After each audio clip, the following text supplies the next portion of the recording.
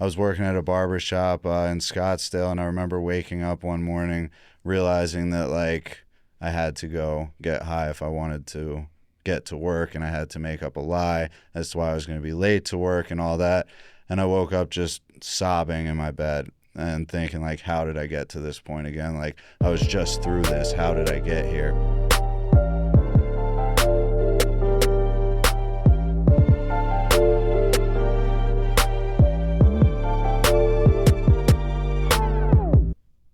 I'd like to introduce our audience to you if they don't know you already. Dru, you're a barber, but you're not just a barber. You're an entrepreneur. You are the founder and CEO of First and Main, which is you can correct me if I say this wrong, but it's a high-end boutique barbershop in South Scottsdale. Yes. It has definitely got a vibe. It's where I go. It's where my son goes. It's where a bunch of my friends go. The place is awesome. Thank you. So I'd love to learn about your journey, some personally, and really I'd love to focus on how you got to where you are. So where did you grow up? You're not from Phoenix. I was born in Phoenix, and then we moved to New Jersey when I was like 6 years old, and then over to the Pennsylvania side of Delaware River, so like right outside of Philadelphia when I was 7, and that's where I grew up. So we went to high school, all that stuff. So I went to middle school, high school, elementary school, all that, yeah. So when you talk about back home, that's usually you're talking about Yeah, Philly. yep. Got it. When did you move back to Arizona? When I was 29 years old, 2016. Okay. Why? My mom had gotten sick, and like twice in a few years prior to that. I was living in Sacramento at the time. I was went to barber school out there, and I just figured it would be better to come back out here and be closer to family. When did you become... And you're a sober guy. Yes. You're in recovery. When, just for timeline, when do you think it was, there's a definitive line where you're like, my life's getting out of control? How old were you? And where were you living?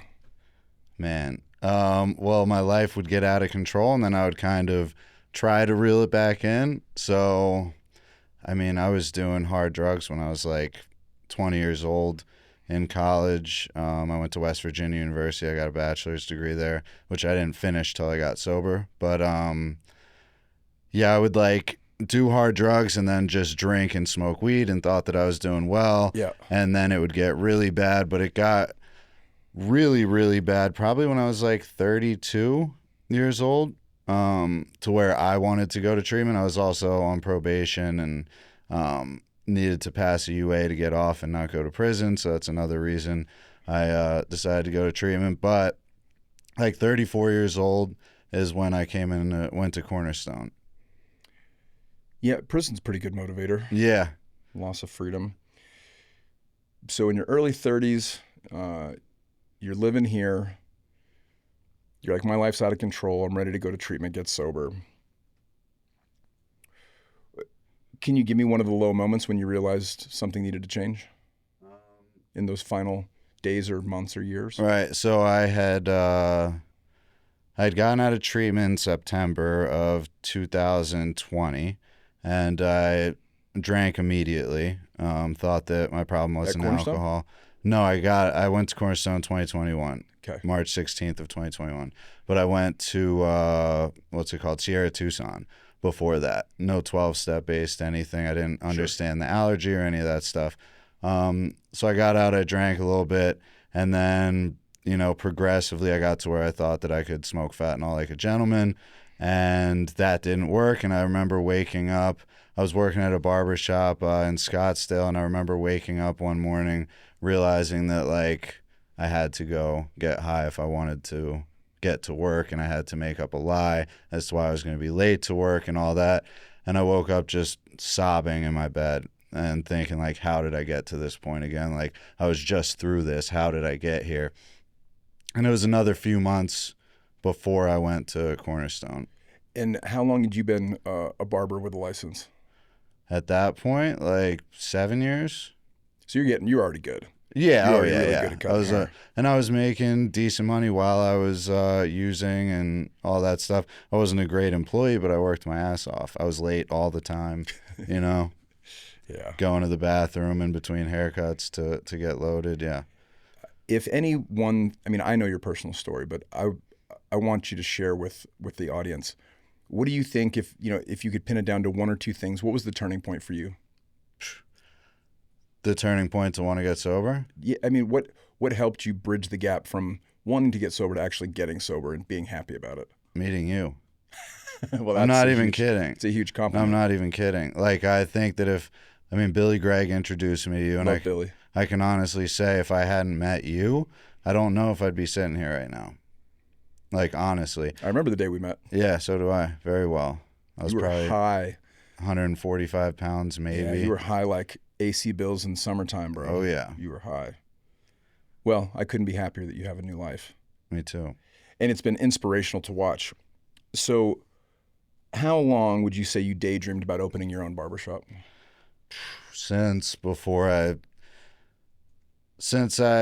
really got a barber's license. My plan was always to open my own shop. Yeah, my dad always told me when I was young, find something that you love to do and build a business out of it. And I really loved barbering. So your dad's entrepreneurial. Yes, yeah. How much of his influence do you think played a role in your vision of creating a business? Oh, 100%, 100%. I've only met your dad once. Yeah. And super cool guy. Well, that's fascinating. Do you remember what kind of business he was doing when you were young? When I was a kid, he had a used office furniture business in like South Phoenix. He always lived out here. But yeah, and he had like two of them, sold those and kind of went into some other stuff. And his most recent one is they do TV lift systems, and he patented telescopic lift systems for TVs, or there's a bunch of different functions, and that's been his. So TVs pop out of nowhere in rich people's houses? Yeah. Super sick. Exactly, yeah. Super sick. All right. So you've daydreamed about having your own shop for a long time. Yes. All right. So what was the vision like early on, and how has it changed as you got closer to actually being able to do it? The vision earlier on was just like a sick shop that was booth rent where barbers had a ton of freedom, but I envisioned that people would all work together and come together to just do really well, right? I didn't think that it needed to be in a high traffic area. I thought like as long as you had an online presence and word of mouth, it wouldn't matter, and I was very delusional about that. Sure. So having foot traffic, being in the right location is important. Oh yeah, 100%. And the barbers that work for you, they're all making six figures. Close. Yeah. There's like, they all have the ability to. I would say like 5 of them are doing that right now. That's fantastic. 5 out of 8. Yeah.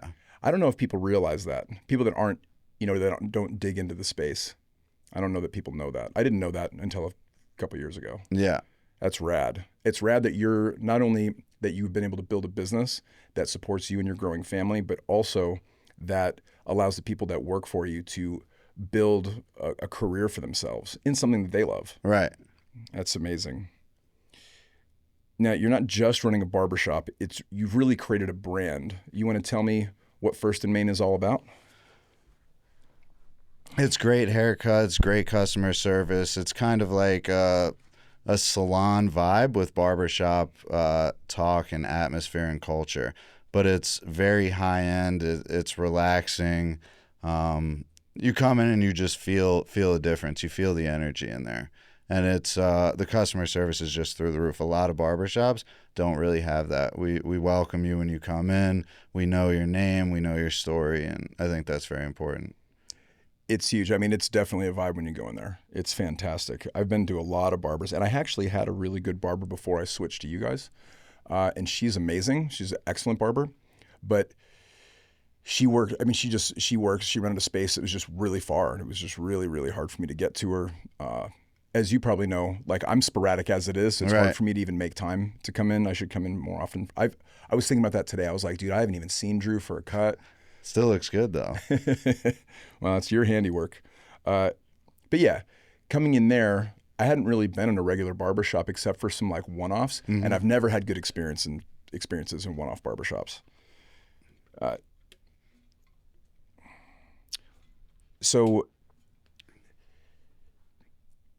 many people, I think, especially when they watch like the success porn on the internet, they see guys like you following their dream, starting a business, driving a brand new European car, living this life. Help us bridge the gap. How do you go from I'm a barber, I have a license, to now I own a high-end shop, getting ready to open a second, aren't you? Mm-hmm. Yep. Yeah. So how do you bridge the gap? I know starting a business is challenging. So give me some of the challenges. What are some of the things that you maybe anticipated, or maybe the things that you didn't anticipate that came up?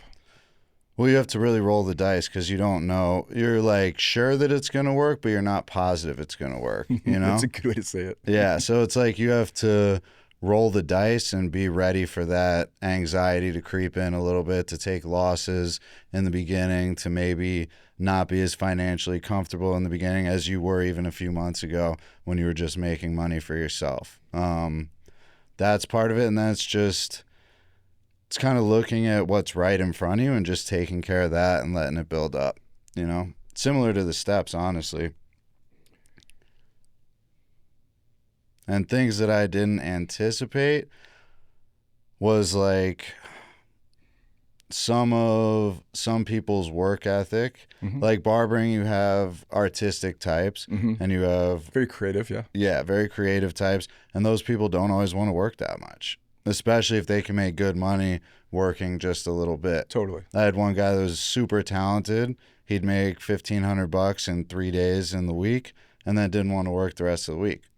Can't blame him for that, but you're trying to run a business. Exactly. Yeah. So those kind of things, and like, how do you motivate people that are, 1099 contractors and that can make good enough money? How do you motivate them to want to make more money, the most money that they could make in that week? Yeah. What about financing? What about earning credibility for the shop? What's that look like? That looks like a lot of great Google reviews, hiring the right people to do all your branding, things like that, and finding people that'll trust you enough to invest in you. So focusing on culture, focusing on the product. Right. That's what helped. Well, it's the culture, the product, but it's also like the sense of community and how you interact with each customer that comes in, and building that culture so that the people that work there also interact with the customers in that manner. And just consistency, being on time. Like, for instance, I'm a busy guy, right? So if I go to get a haircut and the barber's 15 minutes behind, I mean, I go to my barbers, of course, but so that doesn't really happen. But say that did happen. They're 15, 20 minutes behind. They could give me a great service. I might not come back because I plan my days. Time's important. Very methodically. Yeah, exactly. So I service a lot of CEOs and people that are finance guys and have their own businesses and those kind of things. And those people are similar with their time. So I try to make sure that I respect their time. They come in, they're in my chair at the time of their appointment, and they leave hopefully before the time that the service is even supposed to finish. Yeah.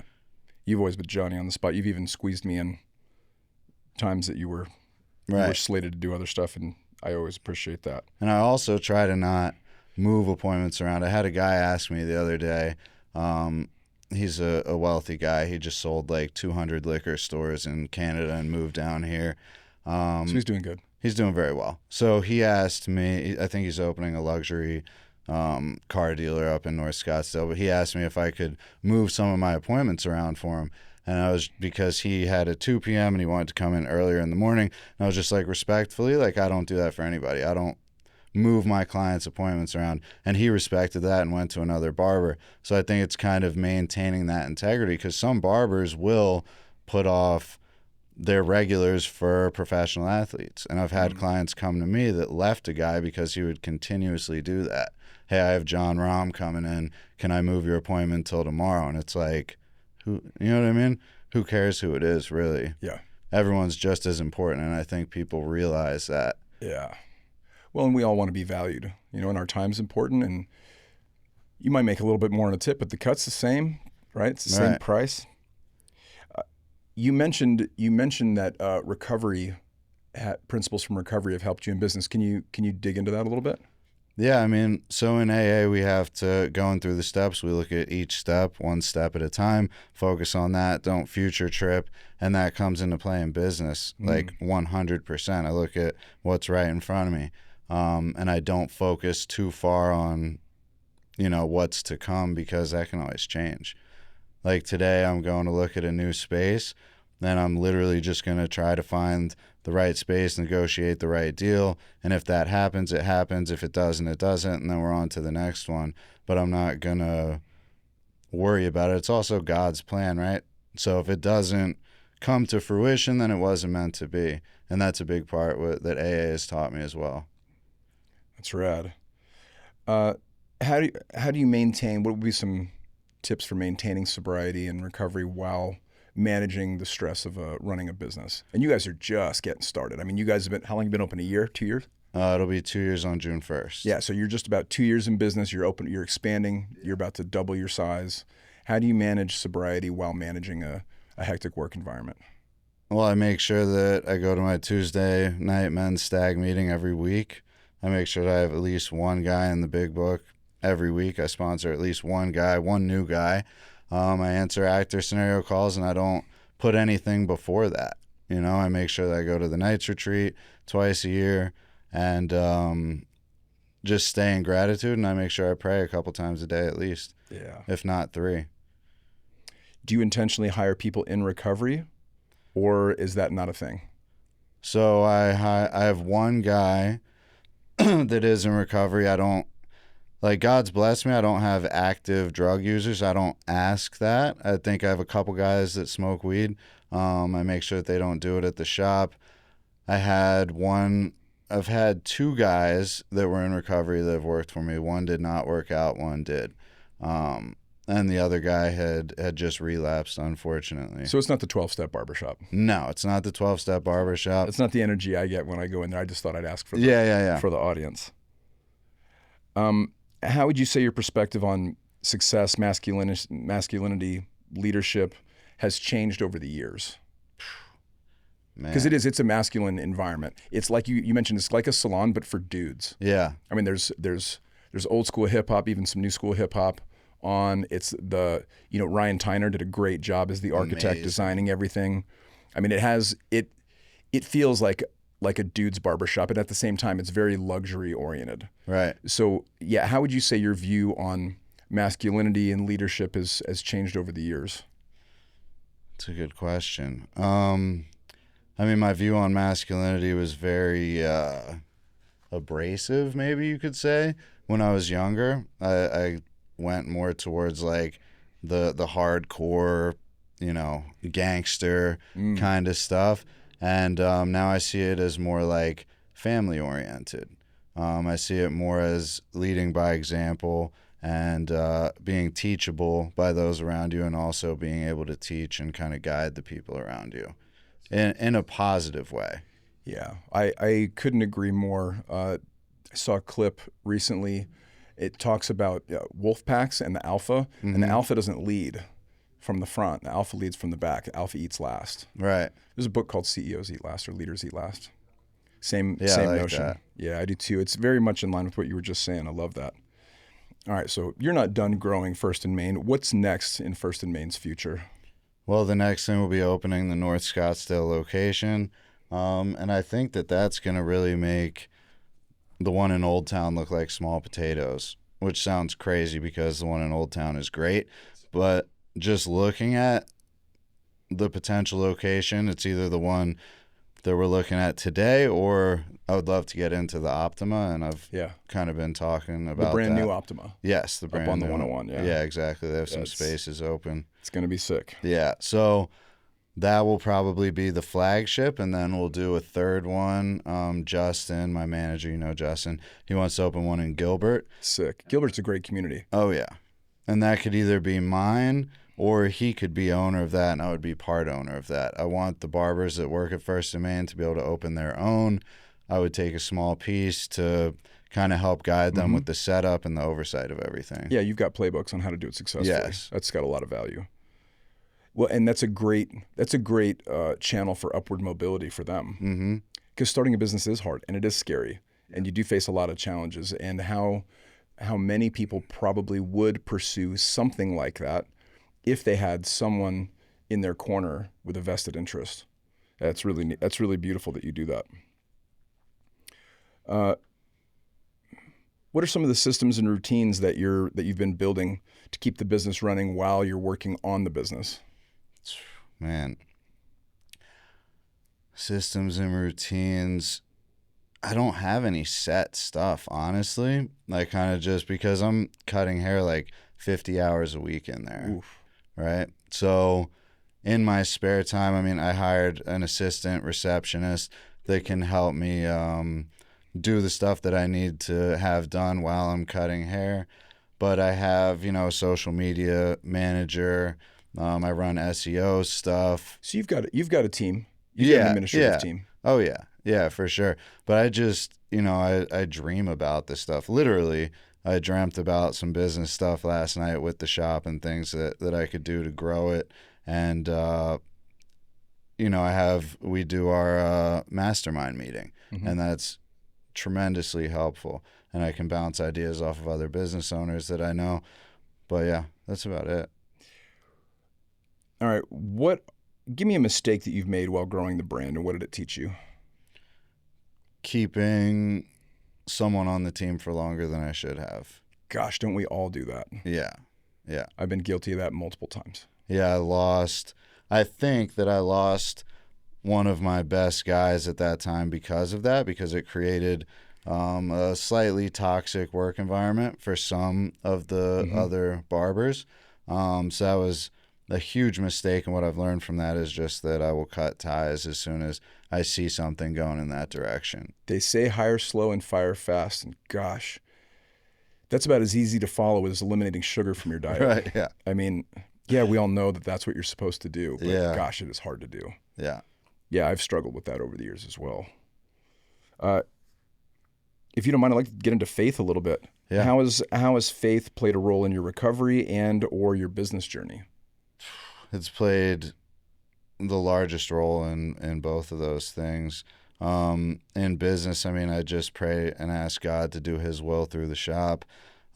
Every one of my barbers, not intentionally, but every single one of them is Christian, go to church. That's just the way it landed, huh? Yeah, it's just the way it landed. And I believe that God puts those things in place. I ask God for guidance about everything.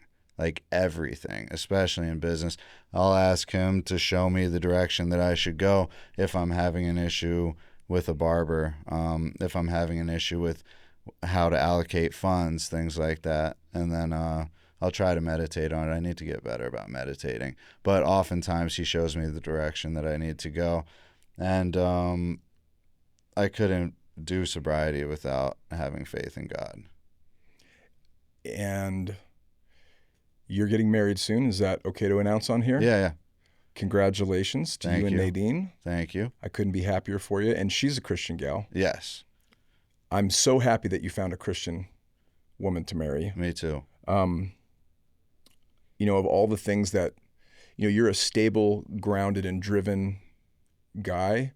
And I think that you two complement each other really, really well. So I'm very, very happy for you. If you could speak to 32, 33-year-old Dru, just step back in time, what would you say to that guy? Say just surrender, and life can get really good. I know he wouldn't believe me though. Yeah. That's the tough part. He'd be like, "You're full of shit. There's no way." Life has gotten that good to a point where I never really thought that it was possible for my life to get as good as it's gotten. I would have just said surrender, and when you meet Estel, do what he says. And try to find the Knights and Men's stag right now. Yeah. Yeah, it's so hard to convey what is humanly impossible, because we're talking about miracles. Right. It's so hard to convey what a miraculous event can happen to a young guy when he's on the front side of the miracle, it hasn't happened yet. Right. His life looks like disaster circling the drain. It's so hard to convey that message. What message would you give to young guys that are thinking about starting a business? And when I say starting a business, I feel like that could be very ambiguous, but to a guy doing what you did, taking a profession that they're already good at, that they've already got some skin in the game with, and branching out on their own, what would you say to a guy that's interested in following a similar path as you? I would say just take the risk and do it fast and do it well and get the right people behind you and focus on all the small things. What do you mean the small things?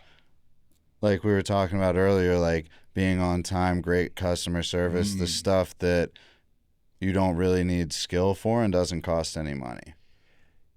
I think many people, especially people that aren't in business yet, overlook how powerful customer service is, how powerful attention to product detail is.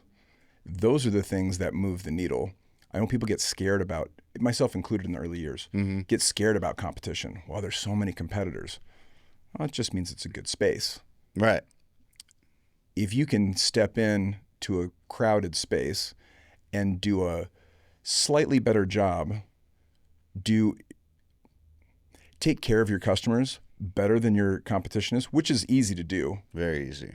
It's really low-hanging fruit. Incredibly easy, yeah. Can you give me an example of that? Where did you pick up on that? I worked in a very successful barbershop in Old Town Scottsdale. I won't say their name, Sure. But not because, I wouldn't shout them out, but just because of what I'm going to say. And I noticed that nobody welcomed anybody when they walked in the doors, right?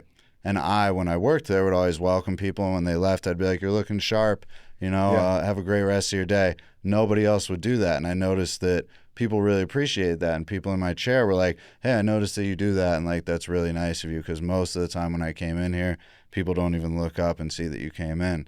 Another thing that I did when I first opened was I read all of the negative reviews of all the barbershops that were my competition or that were around me or in the Phoenix area at all. And I looked at everything that people complained about and said, all right, how can I make sure that this never happens at my shop? Right. Well, and it's easy to tell. I read reviews. I read reviews and I read comments on social media, especially when I see a post that I like. It's the first thing I do is who wants to talk shit about this? And it's very easy when you're reading that negative stuff to tell which one is frivolous, which one is just from a negative Nancy, and which one is a genuine complaint. Right. Like, hey, this could have been better. I mean, Right. what was disappointing about a service. It's fascinating. What a great strategy. Were you surprised at all at how well it took? How well First and Main took? Uh-huh.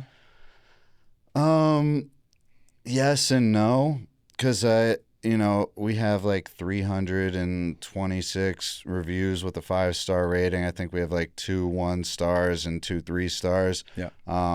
As of right now, and that's before the 2-year mark. I don't think that I anticipated that. Like I had hoped for that. Sure. But I didn't put an expectation on that, which makes it so that I'm also surprised about that. Yeah. But yeah, I don't think that I really believed that my barbers would be making as much money as they are on a consistent basis, because like the 5 that are about the 6-figure mark, and there's one guy that's well over that, and then the other 3 are just below that. Yeah. That's good money. Yeah, it's good money. So then, and mind you, like 5 of them have only worked there for less than 6 months. So then how has your mindset played a part in doing all this? Because some of it's faith in God, some of it's faith in your abilities. But at some point, I mean, you're putting money on the table, time, capital, resources, your reputation. I mean, you're placing bets. Describe the mindset around, all right, we're actually doing this. Like, is there self-doubt? Is it confidence? Is it like, what did it feel like? And what does it feel like today? It feels like there's no other option. Like, Mm. why would I not be doing this? Like, this is what you're supposed to do, especially if you're entrepreneurial in your mindset. You know, it's like there's no other option. I'm happy with where I'm at right now, but I also want more. And you told me that when I was very early in sobriety, because I asked you how you managed having the gratitude with the desire to keep, you know, gaining more and pushing forward. And you just said that it's a very delicate balance of maintaining gratitude for exactly where you are right now, looking back at where you were before, but wanting to keep going and pushing that marker. So I think I've just adopted that. I appreciate the nod. Yeah, I mean, if the competition's me on me, I think it's an easier place to stay in gratitude. It's easy to fall out of gratitude when we look outside of ourselves and see and we don't see the whole picture when we look at a competitor. Mm-hmm. You know, looking at a competitor, especially a big one who's been around longer, Mm-hmm. they got bigger volume, they do more sales, they got bigger revenue, and you think, God, they're killing it.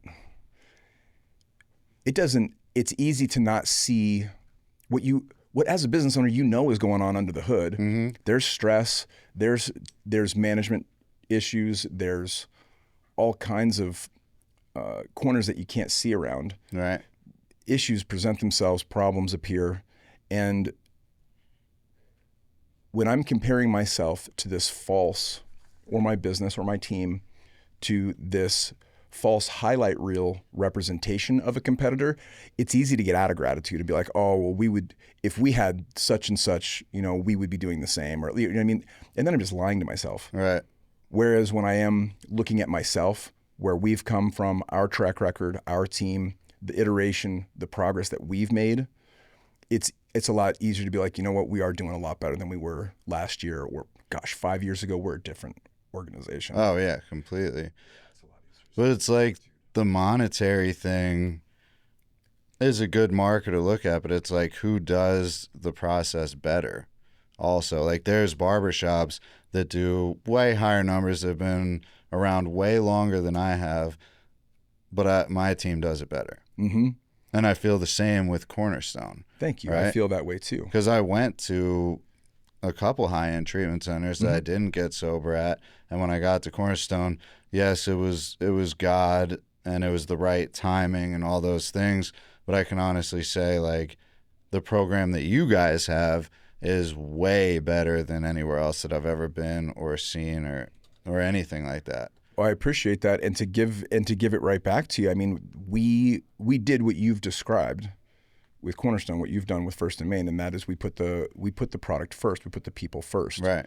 You know, how do we create the best possible customer experience to garner the outcome that we want, the favorable outcome that we want, that they want, that the family wants. Right. You know, and that's what we've iterated on, you know, for years. Right. How do we help people find long-term, permanent sobriety and, you know, get back into their lives, become taxpayers, become dads, become moms, become, you know, find careers, you know, get back into their lives. Right. If that's the main focus, we've always believed that if we did that and we're able to operationalize that the money would follow and that we would get there. Right. And we did. It took a few years though. Yeah. Took a few years. But yeah, putting the customer first. What would you tell somebody that's struggling mentally with the concept of getting sober, of giving up? I would tell them to just hop in on this thing for a year solid and do all the things that all the men around them tell them to do if they're a man, and if they're a woman, do all the things that the women who know what they're doing tell you to do. Hit the ground hard, hit it running, do multiple service commitments, sponsor people, go to, you know, at least 5 meetings a week, do all that for a year and see how your life changes. And if it doesn't change, or if you don't like the life that you're living, you can always go back to the crap from before. Yeah. But it honestly will completely transform your life if you allow it to. And just to circle back, with someone who is curious about getting out of the rat race and doing their own thing, what would you say to encourage them?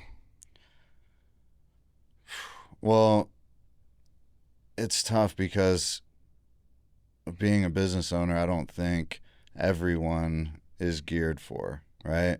I agree 1,000%. So it's like I would say to take the risk. Not for everyone, just for the person who's watching this, who wants to break away. What would you tell them? I would tell them that it's worth it, that it's hard work, that it's not going to be super easy. It's not a 40-hour work week, but it's more than worth it. And you'll have freedom that you've never tasted before. It's epic. Man, thank you for doing this with us, Dru. Yeah, thank you. I don't know if a lot of your viewers know, but like you have done something that I don't even know what percentage of people in the world ever have done. Like you were homeless until you were 26 or 27 to living the life that you live now, which is incredible and it's a dream. And if I get to even half of what you've accomplished, I will be content with life, right? How did you go from that to this? Because I'll tell people, like I'll tell clients about you that are in my chair that don't understand what we really do in AA, and I'll use you as an example, and it just blows their minds completely. So how do you go from that to where you're at right now? You know, you've answered the question yourself a couple different ways earlier. Like, I gave up trying to figure out how to master life. There's this misnomer, I think, with the word mastery, which is interesting because the English language, we really overdo it. We have such a broad vocabulary. I think only like German and Japanese, I think, are the same size of, you know, vernacular that we have in the English language. So oddly, this word mastery in my mind gives me this connotation of, you know, you've perfected something. Whereas my understanding as a grown man of mastery or getting good at things is really observing how things work, having humility to really just be the dumb new person, and be willing to take direction, like you said, be willing to try and fail and continue, dust yourself off, knowing that I suck at everything I've never really done before, and it'll take time and practice. And that sort of got me over the hump into recovery. And a lot of like you said too, a lot of that stuff I learned from recovery, being teachable, assuming from zero that I don't have the answers, especially if I'm trying to go somewhere I haven't gone before. Right. That's something that I think the internet can do a disservice to young people around entrepreneurship, around business, around career, because it doesn't have to be entrepreneurial. But even with career, it's easy to see the highlight reel of someone's life and think, oh, either like, oh, that's great for them. They have some advantage I don't, which is common, or just think like, oh, that's impossible for me. That's great. Like maybe not taking any shots at that person, but thinking like, yeah, I'll never do that. Right. It's so hard. Whereas the truth is, everybody that's good at stuff sucked at the beginning. And having a mature understanding and reverence and respect for how difficult things are, I mean, that's given me, that's where the entry point is to all this stuff. You know, whether it's marriage, being a better parent. You know, gosh, what is it? 50% of marriages end in divorce. You know, I've been married 14 years, been with Nicole for 17. You know, and you look at career, business, all the investment, all those things. I didn't know how to do any of that stuff. Right. And I didn't approach any of them assuming that I had the answers. I don't think that I have the answers now. What I have is some understanding of some principles which have come through, you know, that are battle tested, that have come through trial and error and experience. And that seems to be the way. Once you get into something, like let's say it's a career, you're going to go to school, you're going to be a doctor. Right. Yeah, hard to do.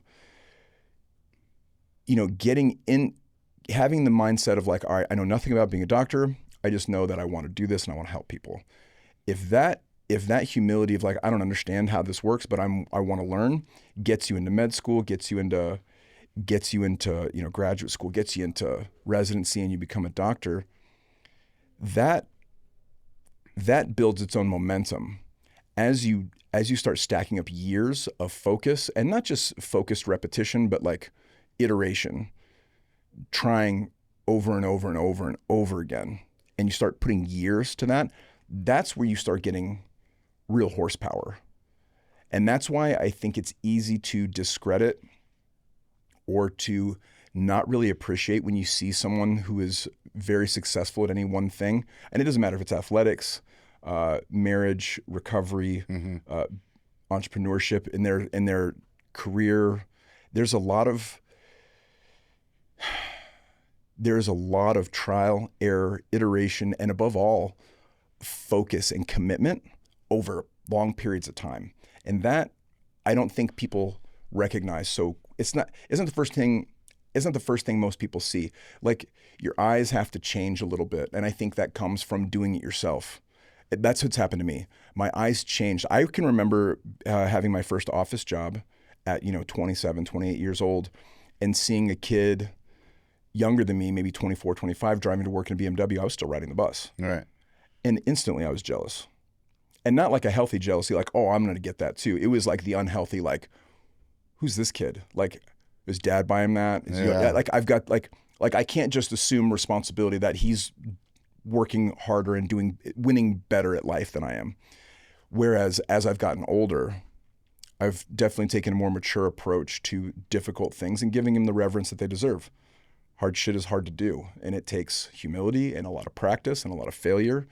And if you can take those elements and then add commitment over time, I think that's how you get there. That's how I've gotten there, if there's a thing.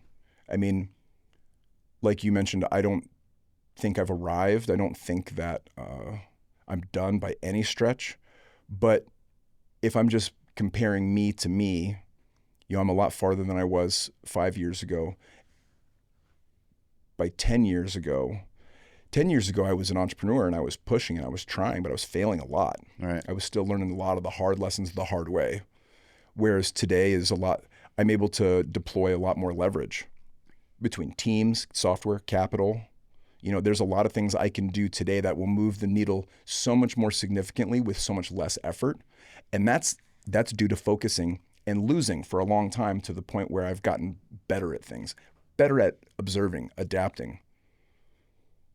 Yeah, it seems tricky because we don't really teach it in school, but it's fairly, you get good at the things that I've gotten good at. You get good at the same way you get good at baseball or hockey or football. Just do a lot of it. Know that you're going to suck until you suck less, and eventually you'll get pretty good. And at some point, you'll be so good at it, people will assume that it's just natural ability. Right. I don't know if that answers the question. It does. So it's humility, discipline, and drive, basically. Yeah, humility, discipline, and drive. It's a good way to say it. I talk in circles. I talk a lot. You speak very well, my friend. Well, I appreciate that, but I just feel like I drone a lot. Yeah, humility, discipline. What was the last thing? Drive. Yeah, I think drive for me just is around the why. It's around purpose. I heard Naval Ravikant say recently that if you want to give man purpose, he needs God, kids, or a mission. And I've been blessed with all three, and yeah, I have a burning in my belly to push and to drive forward. And I feel like I've had that for a long time. I've always been on the tenacious side, even when I was a kid.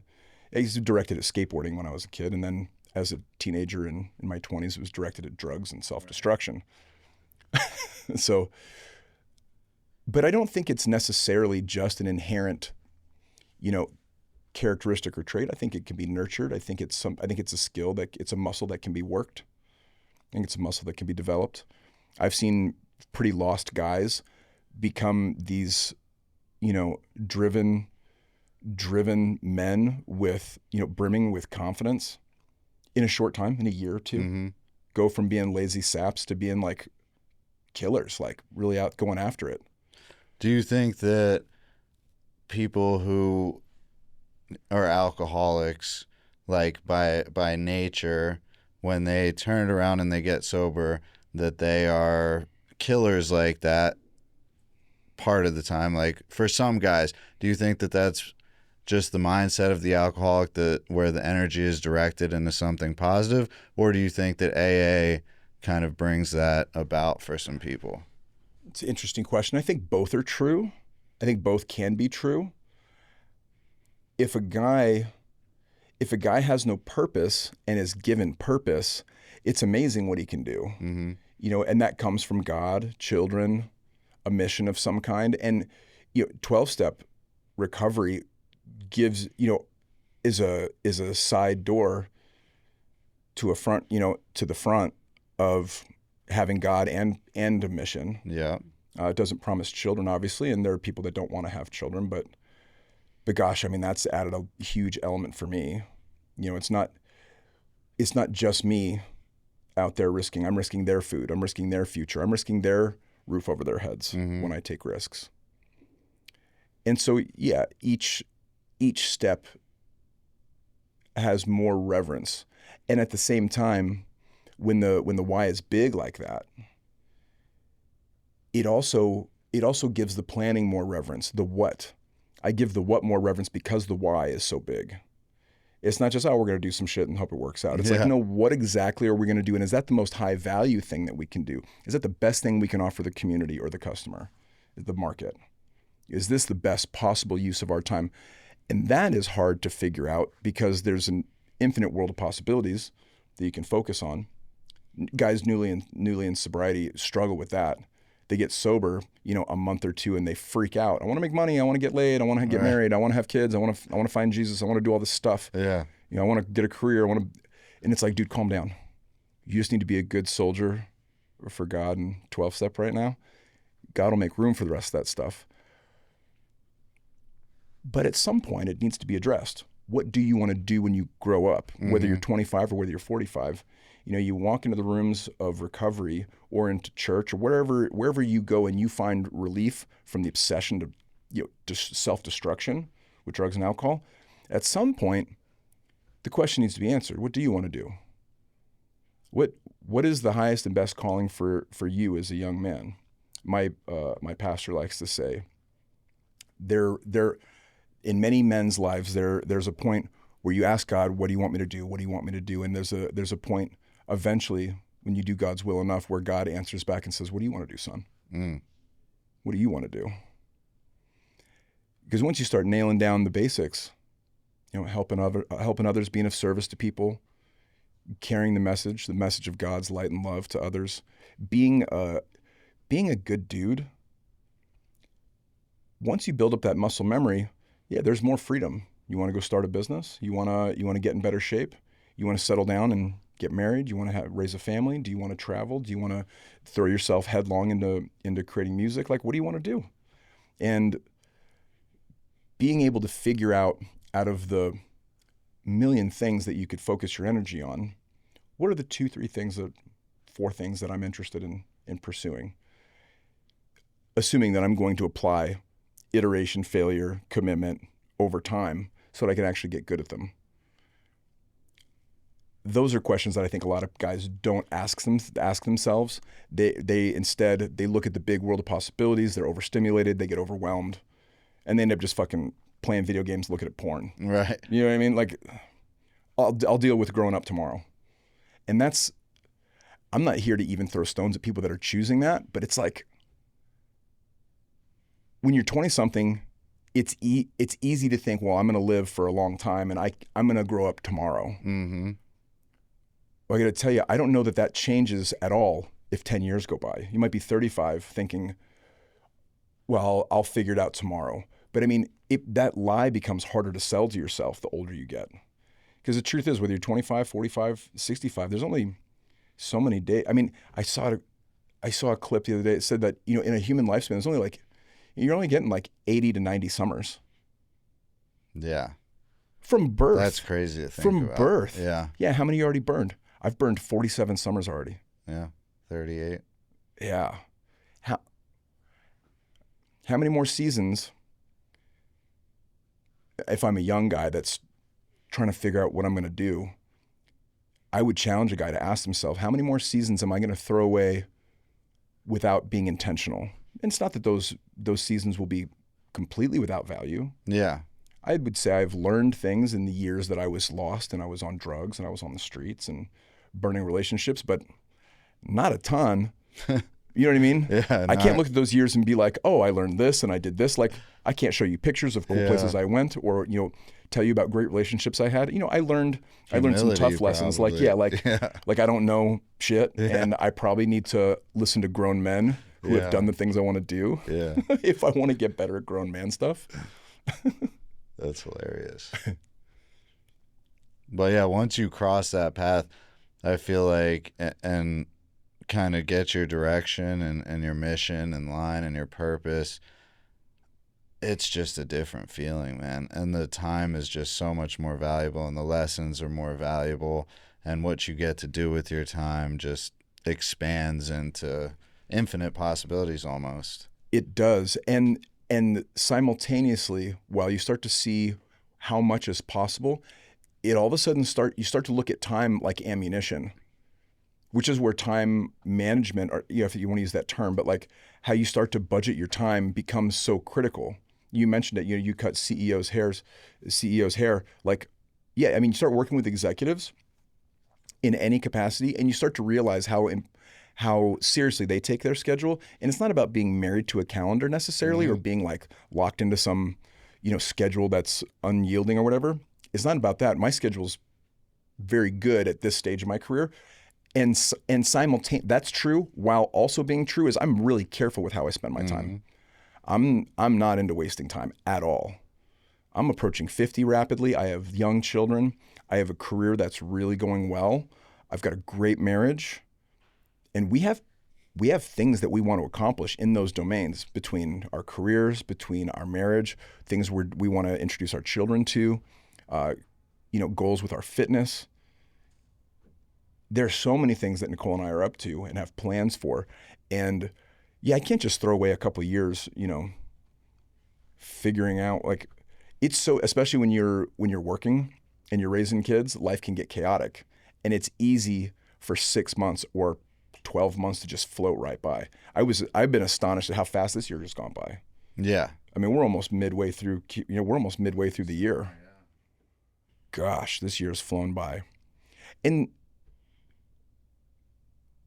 so I guess what I'm trying to say is intention accounts for so much of how we budget time. Once you have purpose, once you figure out what it is you're doing, what you're up to, all of a sudden it's like, yeah, how many days? I'm looking at it like ammunition in a magazine. Like how many days, weeks, quarters do I have to work on this? Right. You know, before I'm an old guy, and it doesn't matter as much. Like, yeah, it's great. I'm probably always going to have financial projects I'm working on, between investments, businesses, etc. But my kids are only going to be little once. Right. That's an easy thing to overlook when you're really busy with your career, is that, oh, I'll do this thing tomorrow. Well, if your kid's 5, you know, how many years you got before that excuse doesn't work anymore because they're teenagers, right, or they're 20, and they don't want anything to do with you for a little bit. Right. Hopefully they're living their they're living their Yeah. independent lives. Yeah. And gosh, I look at my son, you know, he's 3, he's about to be 4. You obviously have a relationship with my son. You cut his hair and he loves you. You know, he's only going to be 3 and 4 once. In 10 years, he'll be a teenager. He'll be 14. That's crazy to think. Yeah, my oldest will be 20. She's 10 right now. Yeah. She's still a girl. And at the same, you know, we just went to Disney and had a great time. And at the same time, you know, Nicole and I are making financial goals, and we're talking about some of the steps we want to take with investments, particularly around real estate and other things. Right. And we're looking at a plan that's between 7 and 10 years. And then it hits us. We're in the bathroom talking while we're brushing our teeth. This is a couple nights ago.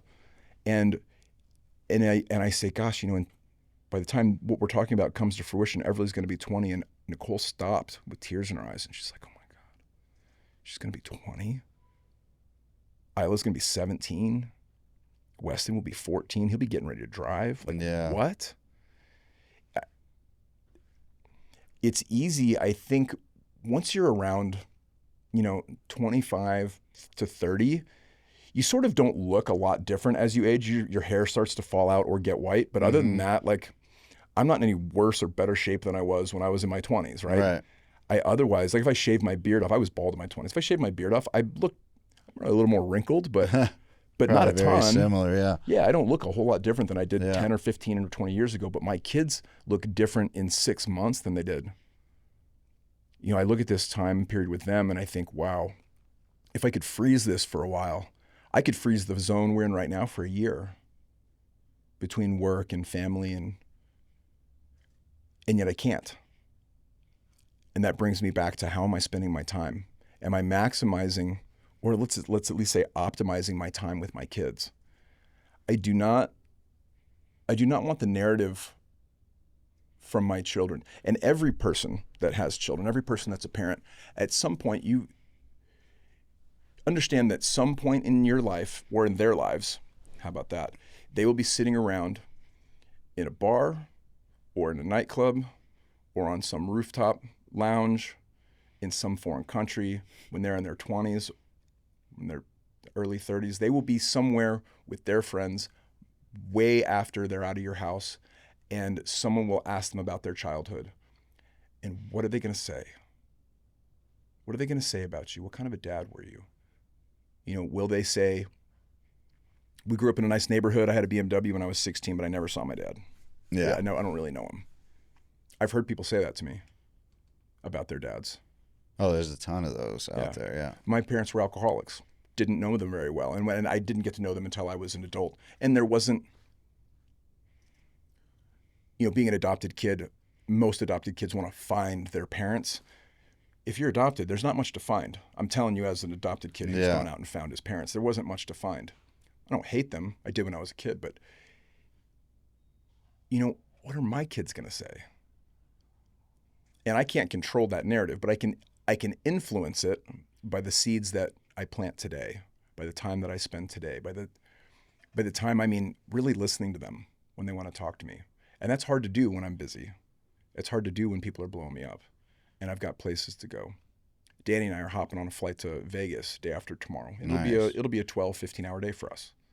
That means I may not see them in the morning.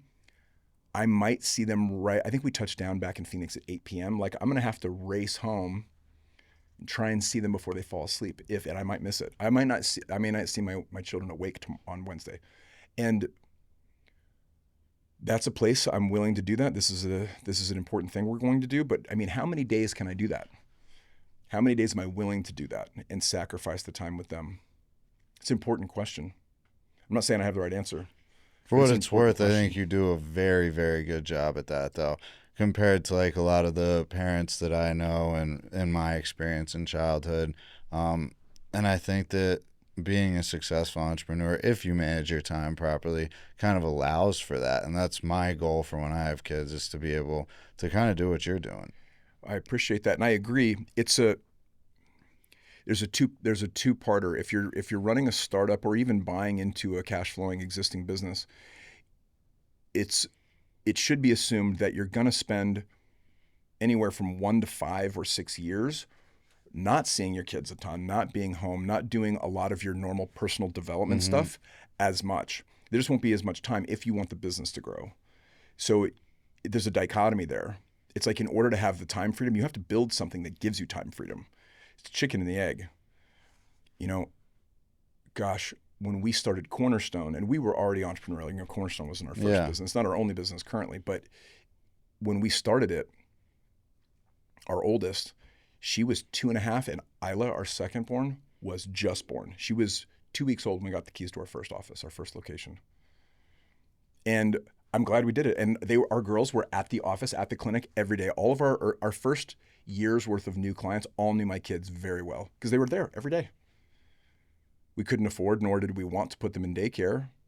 And my wife and I both worked there 50 hours a week. So the kids were just with us when they were little. And then little guy, Weston, was born the day we got keys to our North Scottsdale outpatient clinic, the one that we have the meeting at now. Equally as crazy a time. You know, 2021 was a crazy year for us. We were growing like crazy. We had just added we have a newborn. We have 2 young girls that were like, you know, 6 and 3. I remember that. That's when I first got sober. Yeah. Yeah. Yeah. So I had 3 kids, but they were all small. And I think actually when you first came in, I think Weston wasn't born yet. No, he wasn't. Nicole was pregnant. Yeah. But I thank God that we did it when we did it. I mean, we were trying to do it earlier. And it's hard to plan your life out perfectly. Mm-hmm. If I could plan my life out perfectly, I would have pushed harder earlier on entrepreneurship so that I could have been where I'm at now when my kids were born, but just not the way things shook out. Right. Yeah. Having them around so much, I think was sort of that was the cheat code to working a lot. And not everybody can do that. But I mean, running a startup company, I mean, if it's your company, you can do it. Yeah. Bring your kids' stuff, bring your baby shit to the office. And set up a space for them. And, it worked for us. But that felt like a gamble too. And who knows what they're going to say when they're in their 20s or 30s when I'm not around. Not that I'll be dead, but I'm saying when they're off with their friends or, God forbid, in a therapy office, what are they going to say about their childhood, about their dad, about their mom? I hope it's rosy memories for the most part. I hope that they remember the trips and that their dad always had their back and that their dad always told them the truth. I hope that's what it is. It's what we're trying for. I'm sure they will. You guys, they've been to more places than most adults have in their lifetime. Yeah, travel is important to us. Yeah. Yeah, there's Steve Harvey, the comedian. Mm-hmm. I saw a clip of him a while back where he's like doing Q&A. People from the crowd are asking him questions. And this guy says, "How do you discipline girls?" And his answer was, I got nothing for you, player. I spoil my girls. I have set the bar so high that any man who is going to try to capture their full-time attention is going to have to come correct. They're not just going to, and they're going to have to come with chivalry. They're going to have to come with manners. They're going to have to come with love, respect, and money. Right. He's like, I've set the bar so high. Any man that intends to enter their life is going to have to come armed with all of the goods. So he's like, no, I don't discipline them that way. I spoil the crap out of them. And I thought, man, that is advice that is not mainstream.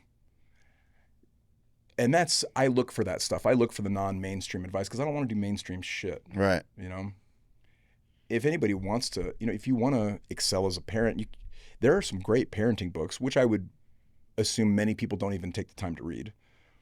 But, you can read those books and try to emulate the stuff that's in those books. It's the same thing with fitness. If you go to a gym, you could have anybody be a trainer, but after you start getting your feet wet, you look around the gym, you go ask some muscle meathead.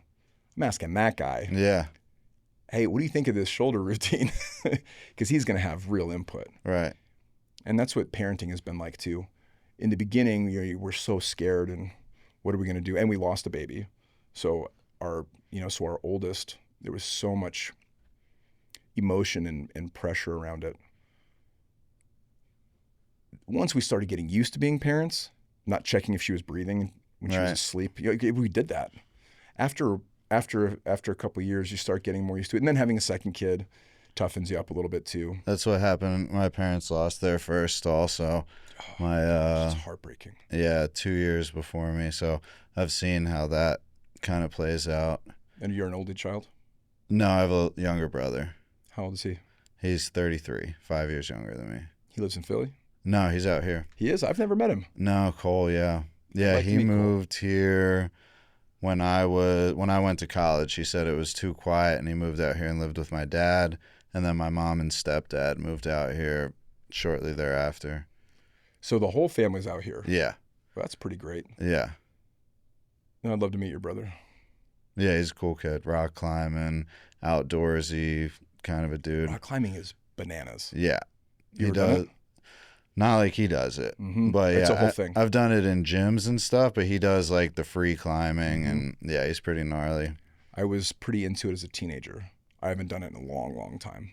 Yeah, that's a gnarly sport. Mm-hmm. That takes a certain type of person. Yeah. Yeah, he's that type of person for sure. That's cool. That means he's tenacious. Yeah. And he has a company that they do like speaker setups for shows and so he's concerts. An entrepreneur as well. Yeah. Yeah. Naturally. Yeah.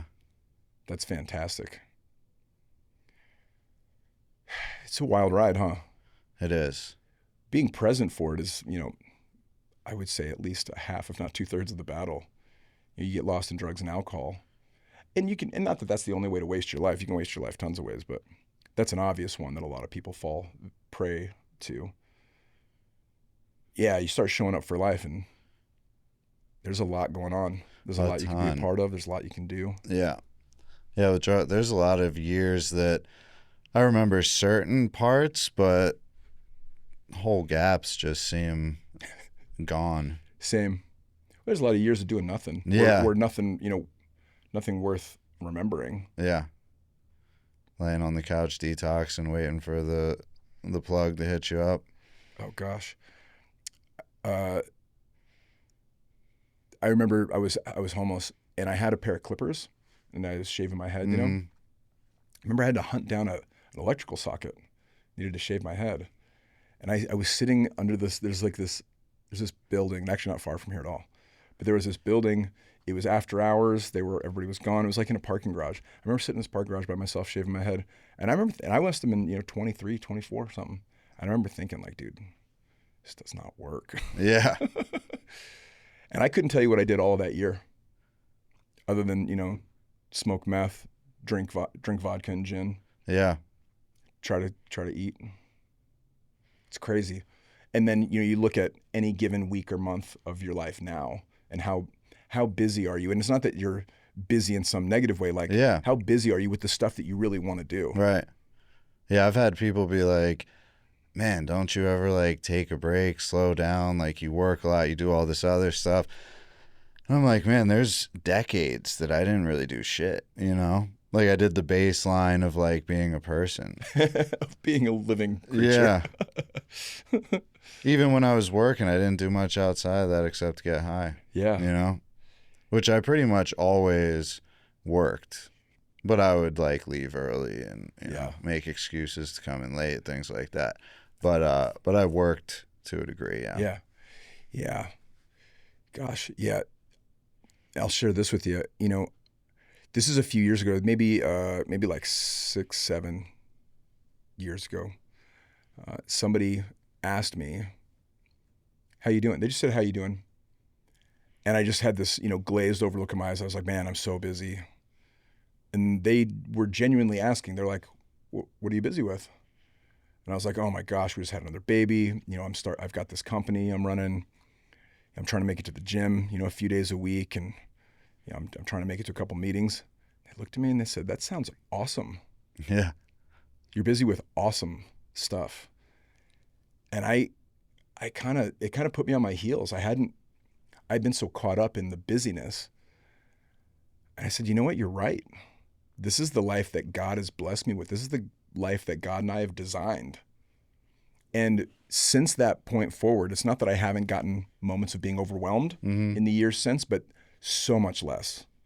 That perspective change has really helped me to appreciate the moment I'm in, try to absorb the moment I'm in, and just enjoy it. And even if it's a challenge, embrace the challenge. If it's my 3-year-old wanting to have a sword fight with me, even though I have calls to return. Right. Just put the phone down, have a sword fight. How many more years is he going to have sword fights with me? Probably not a lot. No, definitely not in 10 years. No. Do I want us to be financially secure in 10 years? Yes, but that has to be balanced with he wants to sword fight with me. Right. He wants my attention now. And that may not always be the case. I want to take advantage of it. So being busy but not allowing myself to feel that busy has been a big shift. Right. I don't feel that busy. There's a lot going on. Yeah, we've got 3 companies right now, one of which is a brand new startup, another one that's been around for about a year that's just starting to get traction, plus Cornerstone. 3 kids, after school activities. We homeschool. Yeah. I try to get to the gym 5 to 7 days a week. Yeah. When I look at it on paper, when I start saying it all out loud, it's like, how do I do all that stuff? But then when I zoom into like what I do this morning, what am I doing tomorrow morning, and what am I doing after this, like you said, I think you said that earlier on in a conversation, like just focusing on what's right in front of me. It's like such a good life hack, being present. What does Earl Hightower say? Getting in between those, and just being present, getting in between the claps. Yeah. Yeah. It's something you hear a lot. Oh, just be present, be where your feet are. But I mean, really digesting that on a regular basis, it moves the needle more than most things when it comes to peace for me. Just being present where I'm at, not being somewhere else in my brain, in my mind. It's hard to do sometimes, though. It is. Yeah. Depending on what other stuff you have going on in your life. And if you're a busy, driven guy, there's other stuff going on. Oh, yeah. Between relationships, children, business, investments, fitness, sponsees, commitments. There's so much stuff going on. Yeah, it can be tricky. Like when someone, for me, I get frustrated when like someone, I don't want to use the word messes up, but for lack of a better term, messes up the flow of things. For me, like when Range Rover crashed my car, that when they picked it up for service, that drove me nuts for like a week. And I was constantly thinking about the resolution of that stuff, and I had to, kind of get back out of my own head. But it's like little things like that are the only things that make me not present. And luckily I have a fiance who's like, oh, your Range Rover got crashed and you're worried about your business and your home remodel and all this stuff that was going on at that time. I'm like, yeah, you're right. You're right. She is right. And we need people in our lives to be a reflection back to us of how silly that sounds when we do get wound, tied around the axle. Because it is easy to allow stress to take over and to let overwhelm take over. And simultaneously, this is the life you designed. This is what you prayed for. This is the life I'm living is the life I've prayed for years, many years. And I have it. And I too can get frustrated, annoyed to the point of like frustration when things become operationally inefficient. Yes. The unexpected things. My car died. And I have a 23. Yeah. It's a 2020. So it's only a 2-year-old car. I haven't even had it for 2 years. And it died right outside of Sal. I just got done doing a fifth step. So I just spent hours with a guy away from my wife and kids. It's Saturday. I want to get home to them. I can see him on my cameras playing in the pool. I'm like, I want to get home. I want to get home, light a cigar, throw my son in the pool. Like, I want to go be with my family. And I'm pulling up on like 69th Street, where that Circle K is, 69th Street in Indian School. And my car gives me this signal. It's like, you need to pull over and stop, call roadside assistance. You have a power supply malfunction. You cannot drive this. And I'm like, okay. And I just followed the instructions on the screen. I called roadside assistance. They sent a tow truck. They paid for my Uber. I sat there for 15 minutes, waited for a tow truck. It's actually not bad. No, I sat in air conditioning. Yeah. Luckily, we live in Scottsdale, where tow trucks are all over the place. All over the place. Yeah, they were there super fast. They drove my vehicle up to the dealership where it's under warranty. They sent an Uber that they paid for, Ubered me back to my house. Yeah, and in 30 minutes, I was at home with my wife and kids, smoking a cigar, laying in the sun, playing in the pool. And when I texted Nicole, I was like, hey, my car just died. And she was like, what? And I was like, I'm actually not that bent out of shape about it. I could be, though. I could be like, oh, what the fuck? But that's not going to help me. And I'm very fortunate that I have roadside assistance, that I can just get in an Uber and be home. Right. AAA? No, it's BMW roadside assistance. Came with the vehicle, came with the warranty. That's the thing about BMWs. I've bought a BMW years ago that was hell's used, like an old one. Right. It still looked great, but I mean, it was a money pit. No warranty. Things went wrong. They were super expensive to fix. That only lasted like a year before I was like, all right, I'm done throwing money into this $17,000 car. Right. And then I bought a new car. I bought a brand new Audi A4, which is like a $26,000 car, brand new at that time. And it was a dream having a new car with a warranty. It was like, something goes wrong, I just drop it off. They give me a loaner. That's fantastic. So yeah, BMWs particularly are like not a great purchase if they're past warranty. Right. Whereas if they're new and they're under warranty, it's great. I feel like that's the same with most luxury vehicles, right? Yeah. I mean, you don't want to pay you don't want to pay out of pocket to get your Range Rover fixed No. or your Mercedes or your Audi. Yeah. I know, and that goes against some of the advice you get, depending on who you have in your camp financially. But there are people that like won't buy new cars, and I get it. I get the reasoning. You don't want to pay the premiums. You don't want to pay a commission to a sales guy, so you haggle and you get the best price you can on a car that's got 30 or 40,000 miles on it. I get the logic, and I'm not saying it's not good logic. Depending on your station in life, if that's what you want to do. For me, where I'm at, I would rather buy a brand new or a very gently like under 10,000 miles used car so that I can depend on the warranty. Right. I'm at a place in my life where consistency and reliability is more important than saving a couple bucks. Right. Well, the cost ratio to that is better for you. Yeah. Have you read Who Not How, or more importantly, the Dan Martell book, Buy Back Your Time? All right. Dan Martell, and he coached me briefly.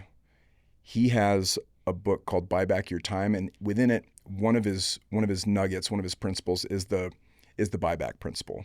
So you figure out an equation for what your day is worth. So not like your hourly wage, but you can figure out like in the hours in the day, based on the value that I deliver, how much is my time worth per day? Right. And that's sort of that's the equation you can use to start deciding when you're going to hire an assistant or an executive assistant or hire employees. And that's sort of like that's like the start of the framework that he uses. And yeah, if you're looking at the buyback principle, it's like, dude, do I need to save, $4,000 to $6,000 on a purchase price of a vehicle, or do I need to save days of not having car trouble? I'm not gonna tell you how much I make in a day, but that's not a good use of my time. Right. That's not a good saving $5,000 or $6,000 on to haggle somebody over a price on a car isn't. It's a better value for me to pay whatever the premium is to get a brand new car that's not gonna have problems, that has a warranty that I can rely on, regardless of whether it's a Kia or whether it's a Mercedes. Right. I think on a Kias are great, smaller by the way. scale, it's like when you hire a house cleaner. You know what I mean? 1000%. Like, what is it? When does that make sense for you? 1000%. And that's kind of when I did that, is kind of when I started looking at those things in that kind of sense. There's a video Alex Hormozy did about like a year ago, and it's a good one. It's a banger. It's like an hour long of just him ranting at young guys, basically guys in their 20s. And it's one of the things he leads with. He's like, dude, if you're broke, I mean, like, you're broke and you have no skills and you are working, you need to learn how to discount grocery shop. You need to work on the outside. Don't buy the processed stuff. You need to learn how to cook. You need to learn how to meal prep, and you need to get the maximum mileage out of your dollars for food. And the minute that changes, you need to stop doing that. He has his example is like, dude, as soon as I can make $500 a day, he's like, I'm never grocery shopping again. Yeah. And that was, using that principle of it's leverage. It's learning how to leverage yourself so that you can get more done, so you can focus on high value tasks. And many, many people, regardless of whether you're working, what your work life is like. It doesn't matter if you have a job, a career, whether you have a business or multiple businesses, or whether you're an investor. Like, figuring out at what point you need some help so that you can do more high value tasks is the gateway to earn more. Mm-hmm. It really, really is. Because then you can deliver more high value tasks, get paid more, which makes it possible not only to pay those people, also to make more. Yeah. That's one of those things that takes faith. Faith in yourself, faith in what you're in your plan. Yeah. A house cleaner is a perfect example. There was a time, when our kids were babies and Cornerstone was new and we were not making money, and we used a housekeeper. It was like a family friend that we'd used for, on and off for years. We couldn't use her for a while because we couldn't afford her. Mm-hmm. And then we brought her back. We only had her come and clean our little tiny apartment. We had an apartment then. Once every 2 weeks. That's all we could afford. And then we would try to like maintain the cleanliness for like a few days, and it would just sort of get out of control. And then by the time 2 weeks had been by, we're like, oh my gosh, thank God she's coming back. Yeah. I mean, how much is your time worth to you? And And there's opportunity cost that needs to be factored in. Like, could my time be worth more doing more high value tasks in the near future if I had more time to work on high value tasks? Because it's easy to be like, well, I made this much last year. This is how much my time is worth. Well, how much more could your time be worth if you actually focused on the 20% of things that really move the needle in your career? You know, whether it's sales, whether it's hiring, whether it's training, whether depends on what you do for work. But because we are all subject to that 80-20 rule, whether we want to admit it or not. And not admitting it and being willfully ignorant of like, oh, I have to do all these things. Well, okay, you don't. 80% of what you're doing doesn't move the needle. 20% of, and this is for everybody, regardless of their job, 20% of what you do yields 80% of the results. So what are the 80% of things that you could get someone else to do? Even if it's software, AI is coming a long way very rapidly. There are a lot of things that you can do using software that could eliminate or delegate things off of your current to-do list that free up your time so that you can be more effective. Right. Yeah, I need to dive into that stuff. And right now I'm trying to figure out the cutting hair behind the chair to not cutting hair behind the chair and working on the business, especially with opening the second shop. Mm-hmm. Well, you know my opinion on it. Yeah. But then there's also so there's the leadership aspect of it too, and being in the trenches and all of that, which I'll probably do a couple days a week at each shop and do a fifth day. I would challenge you to do 1 day a week at each shop. Yeah. Instead After of 2. I get the second one going, I'll do that. After it's going well. Yeah, and you could do a back of the napkin calculation on if you got shop number 2 up to speed and then got shop number 3 open. What's your time worth to you then? Will it even make sense to cut hair at all? Probably not. Right. And then what about shop 4? Yeah. You know what I mean? All of a sudden, at some point it won't make sense to cut. No, yeah. it would be a lot more expensive for you to cut hair than it would be to just work on your business from your home office. Yeah. Yeah, my some guy just messaged me messaged the shop on Instagram and asked for a house call with me, which he lived down the street, but I was like, that's $350 to start. Because that's just that's what my time would be worth for that hour or whatever it Did took. he pay? He just never messaged me back. Yeah. Some people will, but he was a younger kid, lived in Paradise Valley, he's in high school. Probably family has the money to do it, but I would rather not do it. Yeah. Make the price so high that it is worth it. Make it $1,000. Yeah. Some barbers do that. Yeah. Yeah, and there are people that'll pay it. Oh yeah. And all of a sudden that is worth it for a while. Yeah. Eventually you might outgrow that. Yeah. And then just be like, I don't do it. Yeah. You'd have to pay me so much, it's not worth it. Yeah. I can't give you $5,000 worth of value in a haircut. Yeah. Unless it just has to be me. Yeah. That would be cool. But yeah, there will definitely be a time where I don't want to deal with that. And luckily I have a great team around me that I could send to do those things. Yeah, and what's beautiful about your business is that you have extensions of your culture, of what you've created from your heart and your mind.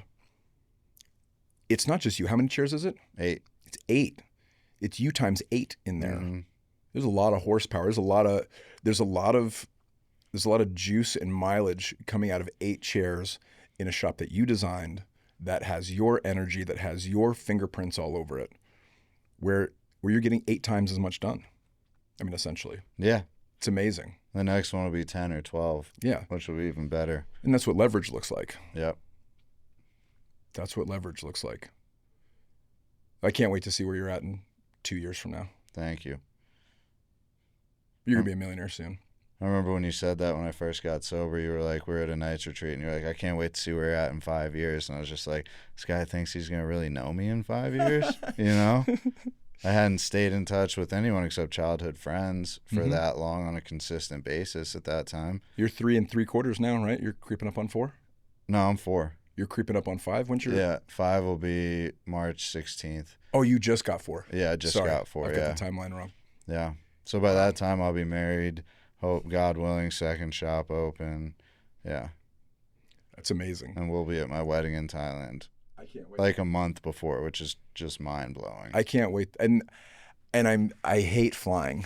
You probably already know this about me. I hate flying, but my wife loves to travel. My kids are indifferent. They're like, yeah, whatever, let's go. Yeah. So we're gonna make a trip out of it. We're gonna go to your wedding, and we're gonna spend some time in Japan and Singapore as well. Yeah, we're gonna do Singapore after also. I've never been. I've heard amazing things about Japan though. That's where what's his name from Facebook moved and expatriated to.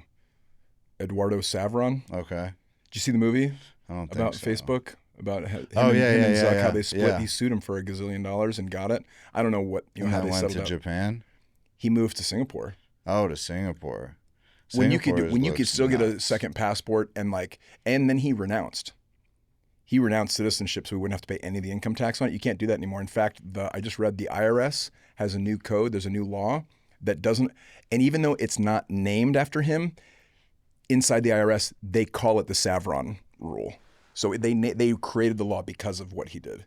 He got a payday of I don't know how big. I'm going to say this wrong. If you're on the internet, feel free to just look it up yourself. Easily 100 million, if not much more than that.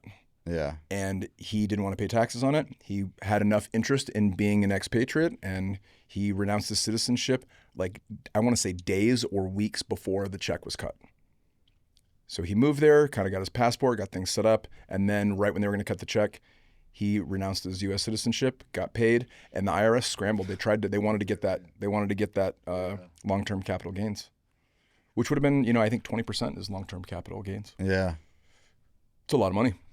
A whole lot of money. Mm-hmm. And he wasn't gonna come off it. So, anyways, I think he lives there. Not that I would have. It would make sense. And he's a billionaire now. Yeah. He took that money and has done what Reinvested. has been smart with it. Yeah, he's yeah. reinvested. He's got. I think he's in a couple of startups, and I'd be fascinated to know what he's done with it. Yeah. He'd be an interesting dude to interview. Wonder if I can get that guy to sit down. Hey, maybe when you're in Singapore, apparently it's not that big of a place either. No, it's not. Yeah. It's not. I don't think I know anybody that knows him. But that would be fascinating. I'll bring my mic set up just in case. We'll film it on iPhones, Danny. Danny will cringe the whole time. As long as I'm there, it's cool. Yeah, I really, honestly, if I ever got that guy on the mic, I really wouldn't be asking him questions about Facebook in the early days. I don't really care. I've seen the movie.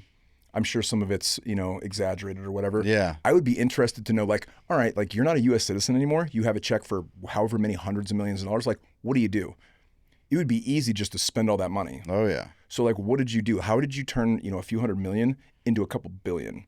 And have you seen that thing? I want to say it's Andrew Santino on the Joe Rogan show. And he makes this comparison for people between the difference between $1 million and $1 billion. Time-wise? Mm-hmm. Yeah.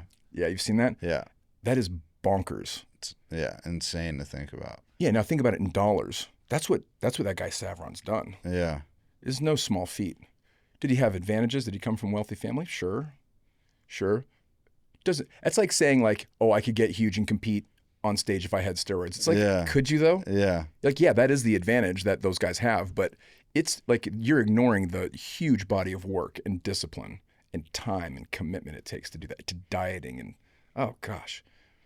You don't turn a couple $100 million into $2 billion just because you have rich parents. Yeah, no.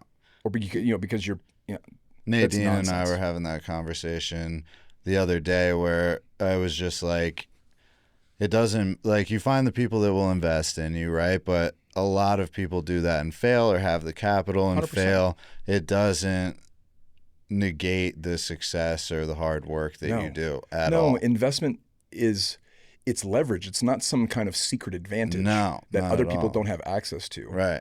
If you have a good enough plan and a big enough why, I'll invest in you. Yeah. All kinds of people will invest in you, Exactly. regardless of your background, regardless of whether you went to an Ivy League school. Right. I got a $500,000 investment to start Cornerstone without a degree. Right. Just And it takes wasn't that a- one and it person to wasn't a believe in gift. you. Yeah. Somebody didn't just scribble me a check and said, hey, do your best. Yeah. No, they wanted to see a fucking plan and Yeah. a pro forma, and they expected to be paid back. And there were timelines. It was based on performance. And if we then didn't they perform- win off that as yeah. well. Yeah, they take the bet with us. Yeah. That stuff. It's easy to look at. put quotes, rich people Mm-hmm. that have done stuff like that and assume that they have advantages. But most of the time, at least the people that I follow, those advantages are the same ones available to everybody, at least in the United States. Yeah. I can't speak for people that are, there's people that have real problems in other countries economically. Yeah. I'm not speaking for people in South Africa or, people that are in war-torn countries, people that are living in Pakistan right now. Like, I can't speak for them. Right. But if you're able-bodied and minded and you live in the United States and you're 25 years old, dude, you got as much advantage as you're going to get. Mm-hmm. Black, white, Mexican, male, female, it doesn't matter. Gay, straight, like you are about as advantaged as a human gets on the planet. You want to go raise a little capital and start a business, you can. You borrow money from the Small Business Administration and buy a business. Right. Nobody's stopping you from doing that. You don't have to have rich parents or a college education to do that. I think a lot of people just don't even look that far into it to be aware that you can do that. No, which is interesting. That's where like the self-doubt and like the narrative comes in. We have these glass ceilings above us and we just assume that they're made of cement. Right. Well, I can't do that. I'm not smart. I don't have rich parents. Blah, blah, blah, blah, blah, blah. But that's not true. If you have the drive and your why is big enough to drive you, you start finding a way. Even if Tony Robbins, I know that people have mixed feelings about Tony, but I've read a number of his books. Awaken the Giant Within, notably, is probably my favorite book of his. But he has this line where he says, how long do you let your child attempt to learn to walk before you tell them no more? Yes, that's ridiculous. My kid's going to walk. Right. Doesn't matter how long it takes. Well, if you have the same approach with your career or with a strong marriage or with being a present parent or with becoming a pro athlete, there's not much more of a simple formula for success that you can think of. Right. You try until. And there's a misnomer. I don't know, I shouldn't call it a misnomer. There's this thing I've heard people say where they say, plan the effort, not the outcome. And on one side of the coin, I get that. I get the spiritual significance of that. Like, I'm just going to do the hard work. The rest is in God's hands. Okay, I got it. Well, flip it around on goals. So as not being married to exactly how, but being handcuffed to the what? I can't think of a more foolproof way to get there. That's what mine was. Yeah. For sure. Yeah, being handcuffed to the what gives you some measure of assurance that it's like 50 Cent. You're going to get rich or die trying. Like, you try, you may fail over and over and you may never get there. But if your intent is to get there, you're statistically improving your chances every day. Yeah. If you're handcuffed to the outcome. And not that the outcome has to look exactly the way it is in your mind. I think that's where it can get confusing. It's like, well, people talk about, I just want somebody that loves me. Well, you should probably be more specific than that.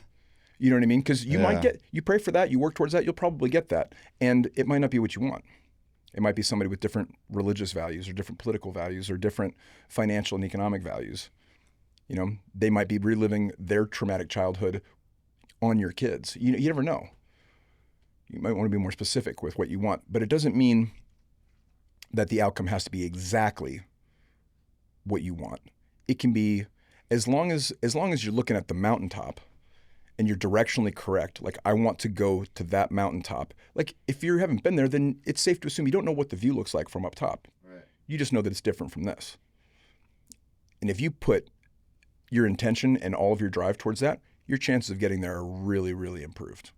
No guarantees, but I think you always have to be willing to adjust a little bit too with 100%. Market changes and all those different things. 100%. Like with my dad's business that he has right now, Nexus 21, the TV lift one, they thought that it was going to be huge to have these cabinets made for the foot of your bed with the TVs to lift up, and they were sure that that was going to be 90% of their business and the rest would be the actual lift system. It ended up being, after year 5, 2% of their business, and they had to scrap that altogether. Yeah. But they weren't so honed in on that being part of it and just the business being successful in general, the mountaintop, that they were able to adjust, and they've done well. Yeah.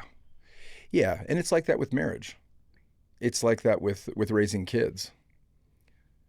It's like that with doing anything you haven't done before.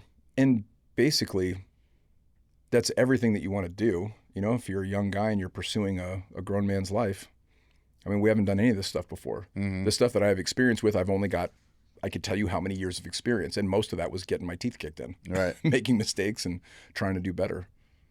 And I don't think I'm where I'm going. I'm still, you know, as a parent, as a husband, as a mentor, as an entrepreneur, as an investor, I'm looking at all the steps in front of me and where I want to go and what I think that looks like. And yet, if I compare myself to where I've come from, yeah, we've covered a great distance. Oh yeah. Which is really cool. Thank you for doing this. Yeah. Thank you. I really appreciate it.